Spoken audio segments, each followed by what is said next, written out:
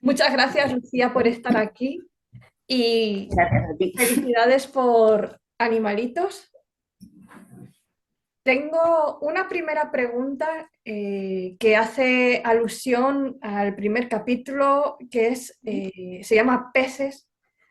Y no solo en este capítulo, sino en el resto de capítulos como que son muy significativos porque el capítulo se llama Peces, pero haces alusión al Cabo de Gata. En otro capítulo, por ejemplo, en Guerra también haces, digamos que vas uniendo el título a lo que es el capítulo.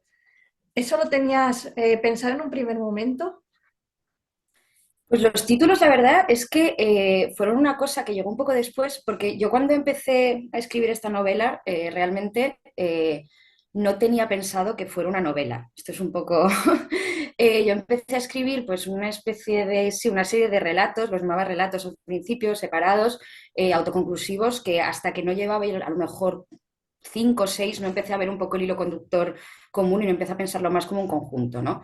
Eh, aunque ya los elementos estaban ahí. Y entonces, por ejemplo, al principio los capítulos no tenían estos títulos, estaban más ligados al tema de los sueños, eran unos títulos un poco raros y confusos y esto fue en realidad gracias a a un amigo mío al que le mandé uno de los relatos muy al principio y el título del archivo era, creo que era Ventanas, y me dijo, es mucho mejor el título del archivo que el título del relato. Y él mencionaba a Carver, que también todos los títulos son así, ¿no? Como breves, o sea, alguna palabra solo, pues, catedral, tal. Y entonces empecé a hacer esto y luego ya, una vez empecé a titularlos así, ¿no? Con casi todos son una sola palabra, empecé a, bueno, pues eso, a poner así títulos que fueran, que hicieran un poco referencia al capítulo, también un poco con el elemento animalístico, ¿no? Que no todos tienen títulos de animales, ¿no? Pero es una cosa que se repite bastante. No ¿Tenías sé si... claro que fuese el primer capítulo? Lo lees y dices, qué maravilla, recuerdos de la niñez, recuerdos verdaderos, no recuerdos impuestos, también esos peces Cabo de Gata, y al final, después de todo el recorrido que tenemos con la protagonista, eh, y vemos el aloe vera como, no sé si el principio y el final fue como esa metáfora de decir, es curativo, ¿no? O sea, después de todo lo que hemos pasado, el principio y el final son como curativos, son como esa unión. O sea, también el orden fue una cosa, fue un trabajo que me costó bastante, porque realmente, en realidad, el orden actual de los capítulos se corresponde más o menos al orden en que los fui escribiendo, pero no exactamente, porque una de las cosas que más me costó, o sea, yo esta novela la escribí entre 2018 2019. En 2019 hubo un parón grande y la retomé casi en 2023 y uno de los problemas que tenía, pues a la hora de darla por terminada, era que yo veía ese hilo conductor, ¿no? Entre los capítulos, que creo que está, que aunque son capítulos pues que a veces, sobre todo al principio, parece que no tienen nada que ver, sí que se va construyendo, ¿no? Como un hilo conductor, pero no sabía hasta qué punto ese hilo conductor se trasladaba al lector, a un posible lector o lectora, ¿no? Y entonces hubo mucho trabajo de reordenar y de intentar, ¿no? Que hubiera pues una, no sé, sí, como una simetría, como que funcionaran un poco como las tres partes, que en realidad hay como tres partes. Y una cosa que sí que tenía clarísima era efectivamente el principio y el final, el primero y el último. Y a partir de ahí sí que fui luego como reordenando y reconstruyendo un poco, pero yo creo que un poco por eso, o sea, la primera parte es así como la más, ¿no? Nebulosa y un poco oscura. La segunda también tiene esta cosa un poco más sórdida, pero en la tercera también hay capítulos un poco, ¿no? Tristes y dolorosos. Y sí que quería empezar pues con un capítulo que fuera muy claramente de infancia y así como luminoso y con un final después de ese penúltimo capítulo que también es bastante duro, que y es verdad que el último en realidad tampoco es un capítulo en el que pase nada en particular, ¿no? Es así como un poco anticlimático, pero sí que me gustaba terminar con esa imagen, sí, de la aloe vera, de las plantitas y como con un punto, no sé, como medio esperanzador. Sí, porque en estos relatos, en este libro, vemos un poco la unión entre la oscuridad y la luminosidad por Mm. momentos, y eso es fascinante porque el equilibrio que hay entre ambas partes se ve, pues por ejemplo, en el primer episodio o también en Asteroides. eh, y luego como que hay partes oscuras de "Uf, extraño a esta persona, la guerra y cómo se ve la guerra desde la barrera, incluso los recuerdos de esos ratoncitos, ¿no? Y de cómo incluso los ratoncitos cobran vida de algún modo, es maravilloso. ¿Cómo has jugado con esa luminosidad y esa oscuridad? Pues para mí era muy importante mantener ese equilibrio, efectivamente, ¿no? Y sí que era o sea, yo sí que me dejé llevar bastante, no era una novela, como te decía, que estuviera muy planeada, ¿no? Yo no tenía la novela planeada de principio a fin y fui trabajando sobre un plan ya hecho, sino que me fui dejando llevar un poco, pero sí que estaba muy pendiente todo el rato de ese equilibrio, porque me daba mucho miedo, ¿no? Que pues dejarme llevar pues con Inés, pues o por lo demasiado sórdido que al final pues parecía que, no sé, que hubiera sido peor libro, ¿no? Si hubiera estado solo presente esa, pues, esa sordidez, ese dolor, ese tal, o por el contrario, dejarme llevar solo por lo tierno y acabar cayendo en, pues casi en lo cursi. Y entonces sí que cada vez que veía, ¿no?, que me iba por uno de los dos lados, sí que hacía ahí un ejercicio pues para mantenerlo dentro de ese equilibrio, que a mí en realidad son los libros que más me gustan, ¿no? Pues cuando hay un equilibrio entre crudeza y ternura, entonces sí que era importante para mí eso, sí. Hay una cosa que me gusta y es cuando, por ejemplo, en Leones, Uh -huh. el sueño ese sobre el safari, sobre el león. También tenemos en Ratones un homenaje a Túnez. Creo que has vivido ahí, por lo cual Sí. ha sido como también esos animales, como te decía antes, que se transforman incluso en personas. Y yo decía, el león cuando está devorando, digo, se va a poner a hablar en cualquier momento. Como que has dotado a esos animales, incluso a esas conversaciones de vida, llenas de vida. Gracias, me parece muy bonito esto que dices.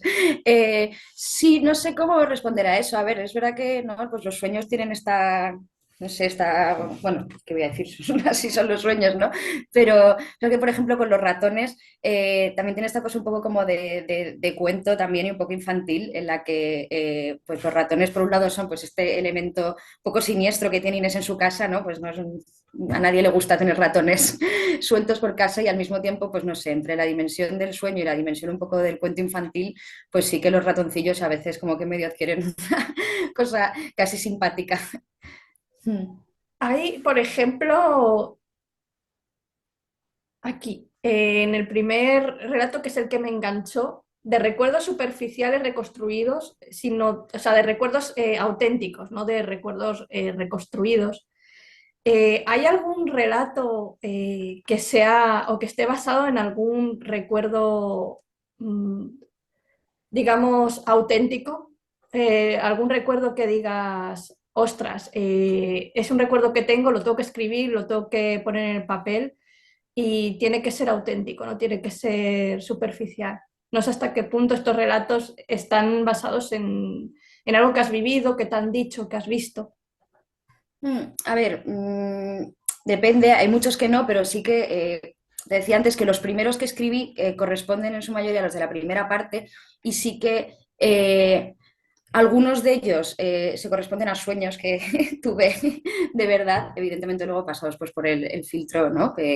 Bueno, que utiliza uno cuando escribe, y algunos de los recuerdos también, o sea, efectivamente yo crecí en Túnez y pasé todos mis veranos de infancia en el Cabo de Gata y sí, hay algunos de esos recuerdos que son míos. Luego, es verdad que estaba pensando en esto que decías, ¿no? Sí, de los recuerdos auténticos. Yo creo que todos los recuerdos de infancia tienen un poco esa dimensión, ¿no? Aunque sean recuerdos, es como digo esto, pero que los recuerdos de infancia siempre en realidad son una reelaboración.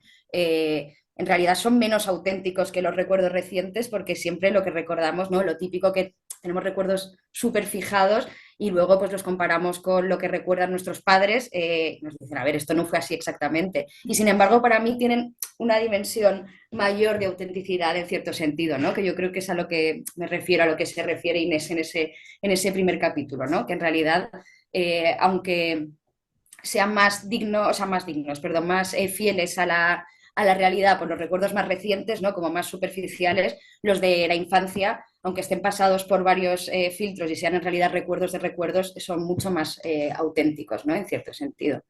El personaje de Inés a mí me parece un personaje fascinante, y es un personaje que yo la noté que necesitaba sentir, necesitaba, porque en algunos capítulos con Javier es como que él era una cosa y ella como necesitaba ese abrazo, necesitaba sentir, no necesitaba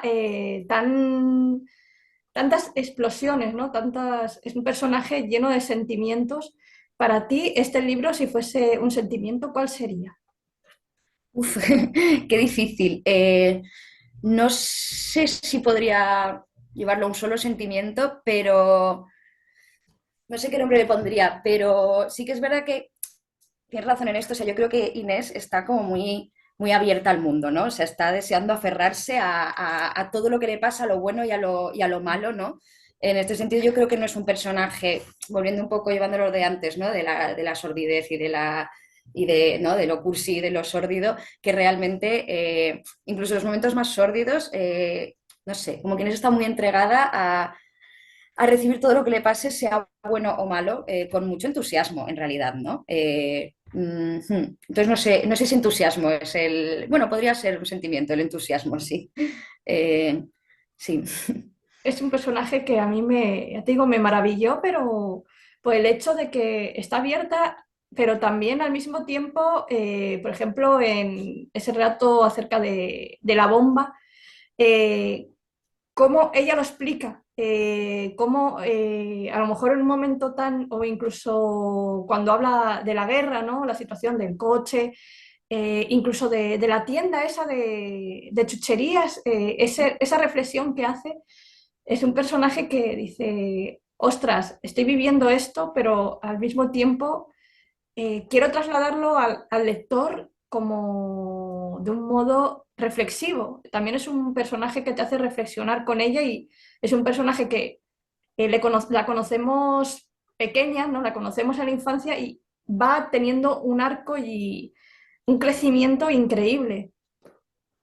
¿Tenías claro ese crecimiento de Inés a lo largo de estos relatos, de estas historias? Bueno, lo fui teniendo claro a medida que lo escribía, pero sí, sí que a partir de un cierto punto sí que tenía claro en qué dirección quería que fuera. A ver, es verdad que, por ejemplo, no recuerdo con quién lo hablaba hace poco, pero no, o sea, yo, por ejemplo, no diría que es una novela de formación en un sentido clásico, ¿no? En la que pues tú conoces a un personaje en una etapa de su vida y de repente al final sale cambiado, ¿no? Pues con un arco muy narrativo lineal de, bueno, pues ya está, ha vivido esto y ahora es así, ahora es mejor y ya, ¿no? Inés ha madurado y ya es feliz, ¿no? Yo creo que eso no ocurre, también por pues, poco esta dimensión fragmentaria que tiene la novela, ¿no? Lo que decías que vas viendo, sí, a Inés pequeña, pero no empieza en la infancia de Inés y acaba en su adultez, sino que está todo entremezclado. Pero sí que tenía más o menos clara como esa evolución, sobre todo entre la primera parte, que es eso, como la más onírica, más nebulosa, ¿no? Que cuando entras, no sé, pues me ha dicho más gente, que al principio tampoco sabes muy bien qué está pasando, cuando Inés está despierta, cuando está soñando, y que sin embargo, poco a poco, a medida que avanza, ¿no? La novela, sí que hay un cambio en la forma de Inés de contarse a sí misma, a lo mejor, ¿no? Pues empieza a haber un poco más de claridad, la dimensión, o sea, el papel que cumplen los sueños cambia un poco, ¿no? Ya no está tan entremezclado de una forma confusa, sino que se va aclarando. Y sí, eso sí que lo tenía claro, como que poco a poco, pues se fuera, no sé, como que fuera cambiando un poco el personaje en su forma de relatarse.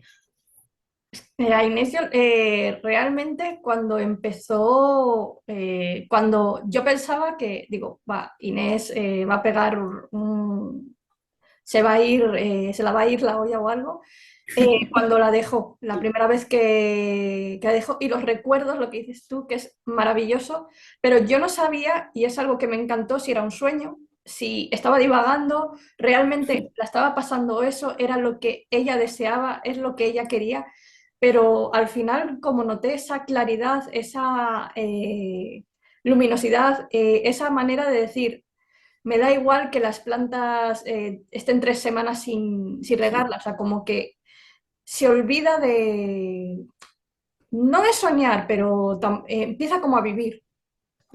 Sí, sí, sí, yo creo que sí, me refería un poco a eso exactamente, sí, como que de repente, bueno, también yo creo que los recuerdos, ¿no? Que la forma de contar los recuerdos de infancia al principio están como muy, muy mezclados con los sueños, o solo se atreve a lo mejor a contar la infancia o a recordar la infancia a través de sueños, mientras que al final, sobre todo en la tercera parte, ya cuenta recuerdos, ¿no? Completos, sin necesidad de recurrir a los sueños un poco como filtro, ¿no? Como si de repente por lo menos hubiera adquirido cierta distancia, no sé si sana, ¿no? Pero más, sí, consigo misma. Mm, ¿Crees que haces, pues este libro es un pequeño homenaje a esas personas que sueñan, tanto despiertas como dormidas, pero también a las personas que, por ejemplo, ante una situación como una guerra o la bomba u otro escenario, son personas que reflexionan y que cuentan al mundo con otra mirada lo que han visto? no lo sé, pregunta complicada. A ver, es verdad que, claro, o sea, por ejemplo, el tema de la guerra o de la bomba, ¿no? Que aparecen dentro de dos sueños, para mí tiene que ver sobre todo con el miedo que tiene Inés, ¿no? También un poco a hacerse adulta, lo que representa ser adulto, pues un poco en contraposición a la infancia, que en realidad es pues pura repetición, ¿no? Y entonces hay algo muy tranquilizador en que las cosas se repitan pues año tras año, que pues los veranos sean veranos, hay una tormenta al final del verano, que tus padres te metan en la cama todos los días a la misma hora, tal, pues de repente la adultez, yo creo que lo que le da miedo a Inés de la adultez es que puede pasar algo malo en cualquier momento, ¿no? Que ya no hay una repetición de cosas buenas, sino que en cualquier momento pues, puede haber una bomba en el metro, puede ocurrir, ¿no? Pues le dice en un momento dado, ¿no? Que tengo miedo de mi propia muerte y la de todos, de la de todos los que me rodean. Eh, y sin embargo es verdad que en el de guerra, ¿no? Pues acaba diciendo algo así como, bueno, hemos sobrevivido para contarlo, con lo cual no está tan mal haberlo pasado mal si hemos sobrevivido para contarlo, ¿no? Que yo creo que eso es lo que pasa un poco relacionado a la pregunta anterior en la última parte, ¿no? Que de alguna forma Inés está como, bueno, vale, lo estoy pasando muy mal, pero puedo contar lo que me pasa. Entonces, a lo mejor, bueno, no sé. Si Inés fuese la protagonista de otro libro, ¿cómo, digamos, a continuación de este, cómo sería para ti? No lo sé y creo que no podría ser. Eh, de hecho, para mí, en realidad, cuando, cuando terminé el primer borrador, sí que al principio la idea que tenía en mente era seguir un poco, ¿no? Y ir viendo qué le pasaba a Inés. Y luego, en un momento dado, sí que me di cuenta cuando la retomé, lo que contaba un poco antes, ¿no? De que el contenido estaba ya allí, que era cuestión de reordenarlo, de ver si funcionaba, aunque luego más tarde añadí un par de capítulos. Pero yo creo que hay que dejar a Inés ahí donde la dejamos, ¿no? Como decía, este final en el que, bueno, que decíamos antes que era esperanzador, pero realmente es esperanzador de aquella manera, en el sentido de que no se resuelve la historia, ¿no? No dejamos a Inés, no hay un epílogo a lo final de Harry Potter de, bueno, y 3 años después Inés ha dejado el alcohol, está genial y Sí. le va estupendamente en la vida, ¿no? Entonces, yo tampoco puedo pensar en cómo le ha ido a Inés después, porque yo creo que Inés se queda ahí un poco en ese, no sé, en ese momento en el que está desde luego mejor, pero tampoco es que se hayan resuelto mágicamente las cosas, ¿no? Otra cosa que me ha enamorado son que estos relatos parecen poesía en algunos momentos. Cómo se unen metáforas, cómo se unen, decía antes, me pareció muy bonito y al mismo tiempo triste el relato de la guerra en el que entran en una tienda, chucherías, cerveza, o sea, esa contraposición en casi todos los relatos que aparecen, pues dos cosas diferentes, como chucherías, alcohol, en otro aparece, no me acuerdo, pero dije, ostras, o sea, es maravilloso cómo juegas con esas palabras, con esas metáforas contrarias.